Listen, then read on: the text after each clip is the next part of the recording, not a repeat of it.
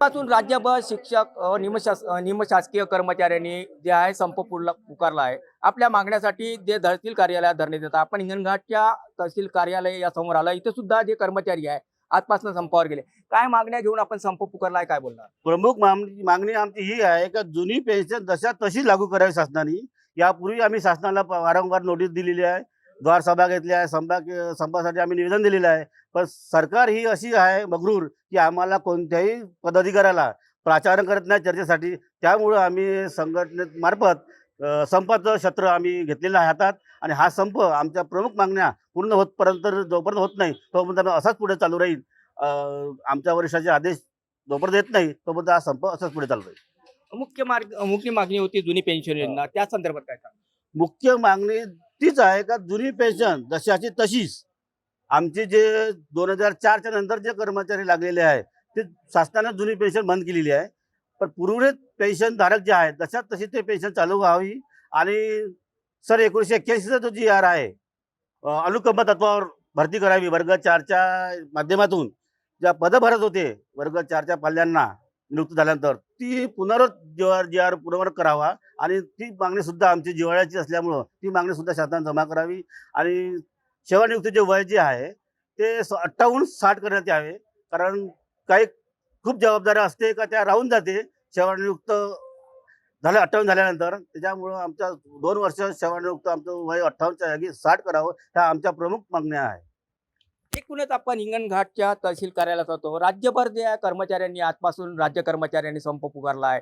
हिंगणघाटच्या तहसील कार्यालयात सुद्धा मोठ्या प्रमाणात कर्मचारी संपात जे आहे सामील झाली आहे. जुनी पेन्शन योजना असो किंवा वयोमान असो जे निवृत्तीचं, त्या संदर्भात मोठ्या मागण्या घेऊन हे आज राज्यभर आंदोलन करण्यात आलं आहे.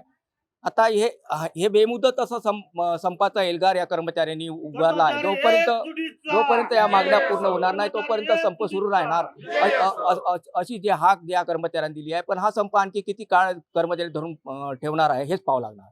इथून राज्यभर जे शासकीय कर्मचारी आहे, राज्य कर्मचारी, त्यांनी संप पुकारला आहे. आपल्यासोबत हिंगणघाटमध्ये तहसील कार्यालयात सुद्धा संपाला सुरुवात झाली. आपण कर्मचारी आहे युनियनचे, त्यांची काय काय मागण्या घेऊन आपण हा संपावर केले आहे? सुधारित राष्ट्रीय पेन्शन योजनेची अंमलबजावणी शासनानं केलेली नाही आहे आणि त्याची जे अधिसूचना आहे ती काढण्यात यावी, यासाठी हा संप आयोजित करण्यात आलेला आहे. या संपामध्ये प्रमुख मागण्या जुनी पेन्शन योजना आहे किंवा निवृत्तीचं जो वयमान आहे त्याच्यावर सुद्धा होतात. जुनी पेन्शन सर्वात अगोदर म्हणजे जशीच्या तशी लागू करावी. परंतु शासनानं मागील जे 2024 मध्ये आम्ही संप केला होता त्यावेळी त्यांनी राष्ट्रीय पेन्शन योजना लागू करण्यासंदर्भात सुबोध कुमार समिती स्थापन केली होती. आणि त्यानंतर सप्टेंबर 2024 मध्ये एक आदेश काढला की सुधारित राष्ट्रीय पेन्शन योजना लागू करण्यात येत आहे.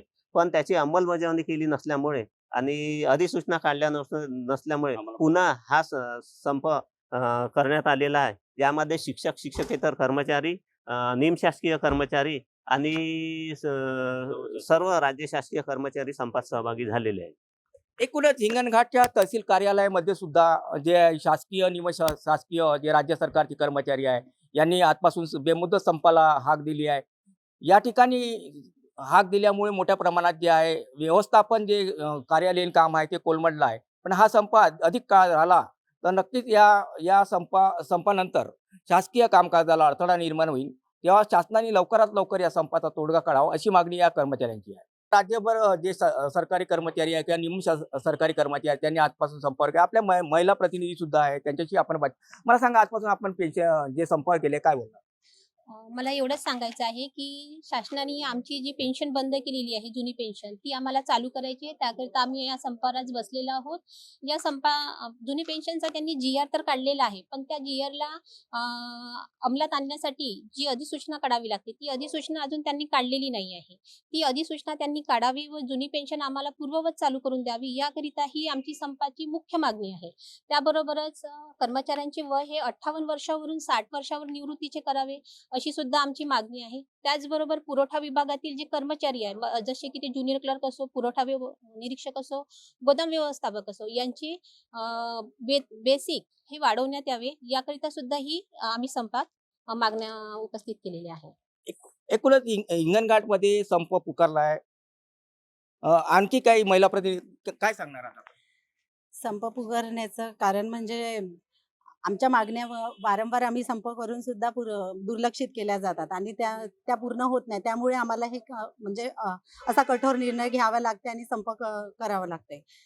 जर त्या मागण्या जर त्यांनी आम्हाला जर आश्वासन दिलेले आहे त्यानुसार अधिसूचना जर काढण्यात आली तर मग आम्ही सुद्धा संप मागे घेऊ शकतो. परंतु ते जोपर्यंत होणार नाही तोपर्यंत आम्ही आमचा संप कायम ठेवू. एकूणच आपण महिला प्रतिनिधीशी बात केली. जोपर्यंत आमच्या मागण्या पूर्ण होणार नाही तोपर्यंत संप मागं घेणार नाही. आमच्या संपात ज्या मागण्या आहेत त्या पूर्ण कराव्या अशी हाक या महिला प्रतिनिधींनी सुद्धा दिली आहे.